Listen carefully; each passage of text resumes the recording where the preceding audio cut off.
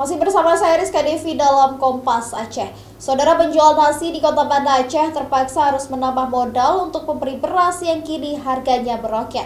Jika sebelumnya harga beras medium berkisar Rp170.000 per karung, kini naik menjadi Rp200.000 per karung.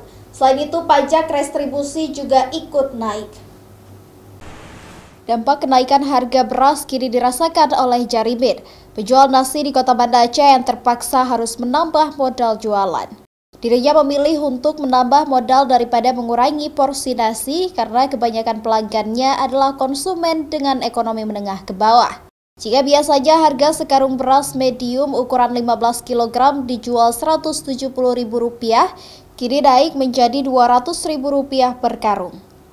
Padahal dalam sehari Jarimin harus menyediakan 3 karung beras sehingga harus menambah modal sekitar Rp90.000 setiap harinya. Belum lagi retribusi pajak untuk penjual nasi yang diakui Jarimin naik 100%. Jika biasanya sebulan dikutip Rp150.000, kini naik menjadi Rp300.000.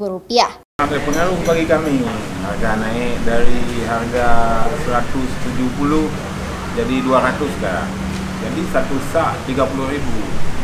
Kalau ada 2 sak kan 60.000 satu hari.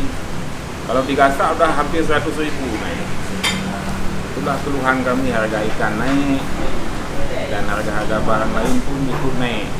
Kalau kita kasih naik sedikit aja kita naik udah lari pelanggan. Jadi susah.